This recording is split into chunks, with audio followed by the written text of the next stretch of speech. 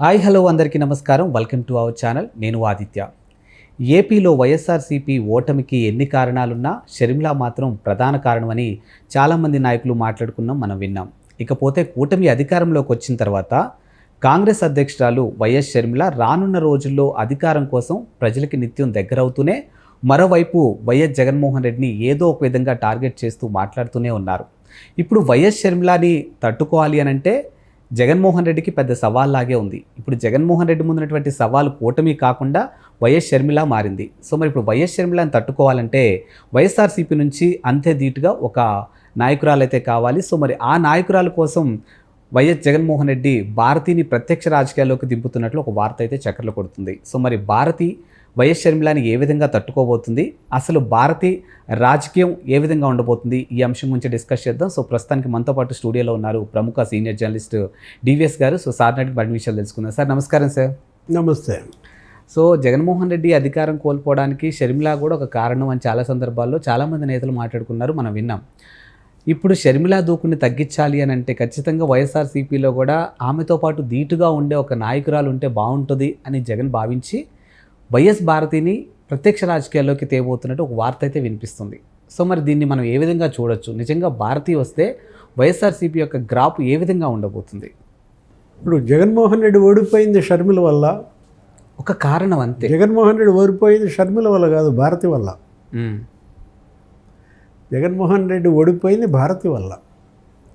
ఇప్పుడు ఇవాళ షర్మిలకి ధీటైన గొంతును వెతుక్కోవటం ఎందుకు? షర్మిలని తెచ్చుకుంటే పోవాలా? చాలా సులభంగా పరిష్కరించుకోవాల్సిన సమస్యని జగన్మోహన్ రెడ్డి ఎందుకు ఇంత జటిలం చేస్తున్నాడు?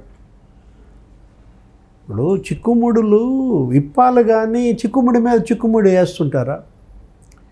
గాయం ఎక్కడైందో మందు అక్కడ వేయాలి. కాలుకి దెబ్బ తగిలితే నెత్తికి మందు రాసుకుంటావా? ఇప్పుడు ఇవాళ గాయం చేసింది ఎవరు? వైఎస్ఆర్ కాంగ్రెస్ పార్టీ ఇవాళ గాయపడింది. ఈ గాయానికి కారణం ఇవాళ 151 నుంచి 11కు పతనం కావడానికి కారణం భారతి. భారతి మేడం వల్లే విభేదాలు. అవినాష్ రెడ్డి, భారతి వీళ్ళిద్దరి యొక్క ఇన్వాల్వ్మెంట్ వల్ల కుటుంబంలో, పార్టీలో ఏం జరిగింది? తల్లి బయటకు వెళ్ళింది, చెల్లి ఎదురు తిరిగింది. ఇద్దరు చెల్లెళ్ళు తిరగబడ్డారు. ఇప్పుడు గాయం అక్కడైంది, రోగం వచ్చింది అక్కడ. ఇప్పుడు ఆ రోగానికి మందు ఏంటి? షర్మిలే మందు. నువ్వెవరిని పోగొట్టుకున్నావో వాళ్ళని తెచ్చుకో, తగ్గిపోద్ది రోగం. నీకు దూరమైన తల్లి, చెల్లి నీ వైపు కనుక వస్తే ఇంకా జగన్మోహన్ రెడ్డికి ఎదురేముంది? ఇప్పుడు జగన్మోహన్ రెడ్డి గతంలో బలం వాళ్ళిద్దరే కదా. జగన్మోహన్ రెడ్డి పార్టీ పెట్టాడు, జైలుకి వెళ్ళిపోయాడు. పార్టీ పెట్టినాక జైలుకి వెళ్ళాడు. ఆ పార్టీని నిలబెట్టింది, ఆ పార్టీకి నీళ్లు పోసింది, దానికి మరి మొక్క కట్టింది, అంటు కట్టింది, ఇవన్నీ ఎదిగేలాగా చేసి చెట్టుగా మారింది. ఎవరి కష్టం అదంతా? నువ్వు జైల్లో ఉన్నావు. షర్మిల 3000 కిలోమీటర్ల పాదయాత్ర చేసింది. నాయకులంతా నిన్నొచ్చి జైల్లో కలుస్తారు, ములాఖత్. నెక్స్ట్ ఇక్కడికి వచ్చి పాదయాత్రలో నడుస్తారు షర్మిలతో పాటు. మనం చూసాం, అదొక షాట్, ఇదొక షాట్, అదొక ఫోటో, ఇదొక ఫోటో. అలా నడుస్తూ ఎదిగిన పార్టీ ఇది. అలాంటి షర్మిలను ఏం చేశారు? అన్యాయం చేశారు. పంచాయతీ, అటు కుటుంబంలో ఆస్తుల గొడవ, లేకపోతే ఈ రాజకీయంలో ఈ పదవుల గొడవ. ఇవాళ తండ్రి వారసత్వం రాజకీయంగా ఎవరిది? చెల్లిదా, అన్నదా? ఇద్దరు పంచుకుంటే తప్పేంటి? అతను ఏమంటాడు జగన్మోహన్ రెడ్డి? థాట్ ఒక పీరియడ్లో ఒకళ్ళే వారసులుగా ఉండాలి, ఒక తరంలో. ఈ తరంలో నేనే వారసుడిగా ఉంటా, నువ్వు ఉండటానికి ఇల్లేదంటే అలా వాళ్ళ నాన్న అనుకున్నాడా అని అడిగింది షర్మిల. నాన్న కూడా నాన్నే ఉండాలి ఈ తరంలో, ఇంకా నేను ఇంకెవరు ఉండకూడదు మన కుటుంబంలో అని బాబాయిని ఎదగనీయకుండా చేశాడా వివేకానంద రెడ్డిని? ఇప్పుడు ఆ తరంలో రాజారెడ్డి రాజకీయం చేశాడు, రాజశేఖర రెడ్డి రాజకీయం చేశాడు, వివేకానంద రెడ్డి రాజకీయం చేశాడు. రాజారెడ్డి ఏమో పులివెందుల్లో ధ్వజస్తంభంగా ఉండి అతను రాజకీయం చేశాడు. ఇతను అన్నదమ్ములు ఇద్దరేంటి? అసెంబ్లీకి ఒకడు పోయేవాడు, పార్లమెంట్కి ఒకడు పోయేవాడు, మార్చుకునేవాడు. అన్న ఢిల్లీకి పోతే తమ్ముడు హైదరాబాద్ అసెంబ్లీకి వచ్చేవాడు. ఇట్లా ఆ ప్రయాణం నడిచినప్పుడు వాళ్ళకి లేని ఆలోచన జగన్కి రావడం ఏంటి? ఒక తరంలో ఒకడే ఉండాలి. ఇప్పుడు సరే ఈ తరంలో నువ్వు ఉన్నావన్నాయి, మరి నీతో పాటు మరి మన మేనమామ రవీంద్రనాథ్ రెడ్డి ఎందుకు? మన తమ్ముడు అవినాష్ రెడ్డి ఎందుకు? ఇప్పుడు నీతో పాటు మన బాబాయ్ సుబ్బారెడ్డి ఎందుకు? మన బాబాయ్ బామర్ది బాలినేని శ్రీనివాసరెడ్డి ఎందుకు? వాళ్ళందరూ ఒక కుటుంబం కాదా? ఒక తరంలో కాదా? ఒక్క షర్మిలకు ఎందుకు ఈ నియమం?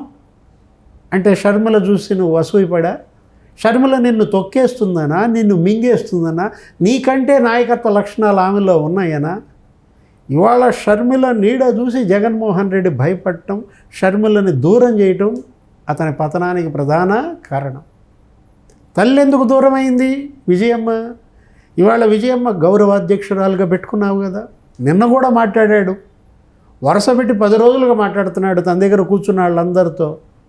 ఏమండే వాళ్ళు పార్టీ మారుతున్నారంట మద్దాలగిరి, ఏమండే వాళ్ళ నాని రాజీనామా చేసి ప్రత్యక్ష రాజకీయాల నుంచి వైదొలిగాడంట, ఏమండే పిఠాపురం మాజీ ఎమ్మెల్యే పెండెం దొరబాబు రాజీనామా చేసి జనసేనలోకి వెళ్ళిపోతున్నారంట. ఇలా అంటే అతను ఏమంటున్నాడు, పోయే వాళ్ళను పోనీయండి, పట్టుకుంటే మాత్రం ఉంటారా పోయేవాళ్ళు? అప్పుడు మాత్రం ఎవరున్నారు, నేను మా అమ్మే కదా అన్నాడు. అమ్మని ఎందుకు తీసేశావు? గౌరవాధ్యక్షురాలుగా విజయం ఉన్నప్పుడు పార్టీ ఇలా ఉందా? ఆమెను తీసేసినాకే నీకు శని పట్టింది. ఇప్పుడు నిన్ను నువ్వు శాశ్వత అధ్యక్షుడిగా ప్రకటించుకున్నావు. విజయసాయిరెడ్డి చేశాడు ఇదంతా. ఏ పార్టీకి లేదంటే ఇది బాగుంది, మీకు శాశ్వత అధ్యక్షుడిగా ఈ ప్లీనరీలో తీర్మానం చేస్తున్నాం అన్నాడు. అతని పదవుల కోసం శాశ్వత అధ్యక్షుడేంటి? అసలు ఈ పార్టీయే శాశ్వతమా? ఇప్పుడు రేపటి రాబోయే 2029 ఎన్నికల్లో కూడా ఓడిపోతే ఉంటుందా ఈ పార్టీ?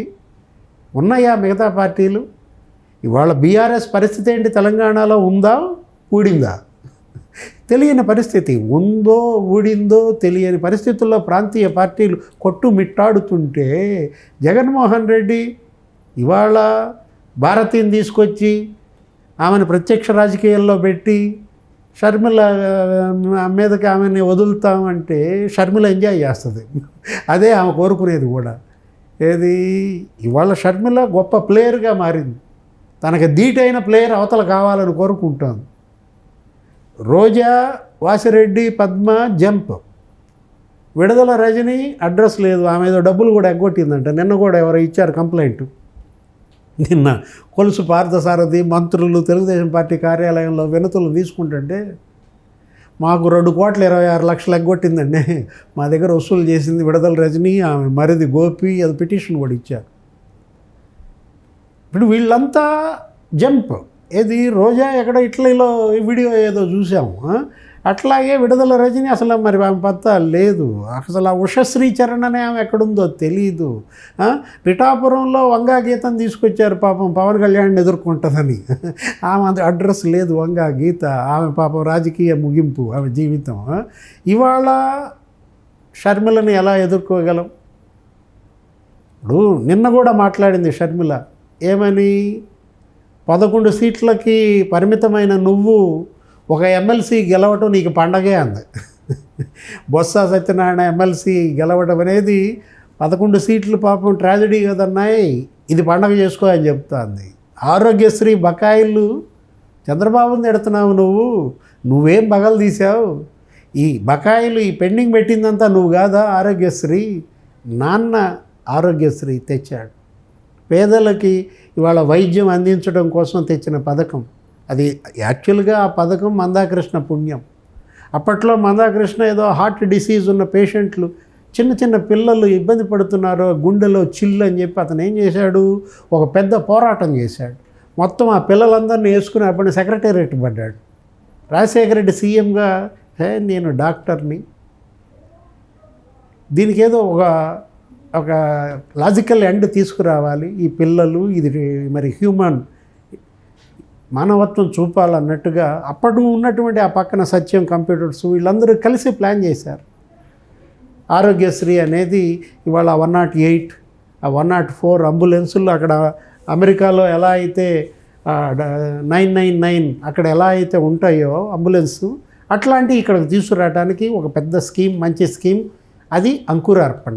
ఆ ఆరోగ్యశ్రీ బకాయిలు మరి 1600 కోట్లు పెండింగ్ పెట్టింది నువ్వు కాదా అన్నాయి అని అడిగింది షర్మిల. 11 నెలల నుంచి పేరబెట్టిన బకాయిలు అవి. ఇప్పుడు చంద్రబాబు ఈ 2 నెలల్లో పెండింగ్ బకాయిలు కాదా ఆరోగ్యశ్రీ అంటే? షర్మిల ఇవాళ అడుగడుగున జగన్మోహన్ రెడ్డి వైఫల్యాలను ఎండగడుతోంది కాబట్టి షర్మిల గొంతు ఎలా నొక్కాలన్న స్కెచ్ చేస్తున్నారా? ఎవరి సలహా అది? ఎవరి వ్యూహం అది? ఇప్పుడు సాయిరెడ్డి చెప్పాడా, సజ్జలు చెప్పాడా? ఆల్రెడీ అన్నది షర్మిల ఏమని, అసలు వైఎస్ఆర్ పార్టీలో వైఎస్ఆర్ఏ లేదని. వైఎస్ఆర్ అంటే అది వై అంటేనేమో వైవి సుబ్బారెడ్డి, ఎస్ అంటేనేమో సాయిరెడ్డి, ఆర్ అంటే రామకృష్ణారెడ్డి అనో ఏదో ఉంది, సజ్జల రామకృష్ణారెడ్డి. షర్మిలతో ఇప్పటికన్నా పంచాయతీ తీసుకుంటాడు.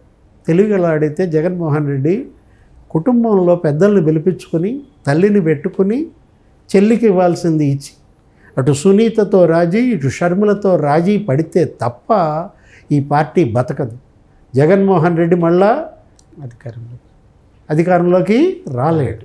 ముందు ఎక్కడ పోగొట్టుకున్నావో అక్కడ ఎతుక్కో. నువ్వు పోగొట్టుకున్నది బెడ్రూమ్లో అయితే కిచెన్లో ఎతుకుతావా? పోయి బెడ్రూమ్లో ఎతుక్కోమనండి, భారతీ మేడం దగ్గర ఎతుక్కోమనండి. ఆమె వల్లే పోగొట్టుకున్నాడు కాబట్టి మరి ఆమెను ప్రత్యక్ష రాజకీయాలు తీసుకురావటం కాదు, ఆ పంచాయతీ ఏదో తేల్చండి. విజయమ్మ, భారతి, షర్మిల పంచాయతీ తేల్చి సునీతకు న్యాయం చేస్తే వైఎస్ఆర్ కాంగ్రెస్ పార్టీ మళ్ళా 151కి వెళ్తుంది. Thank you sir. నమస్తే.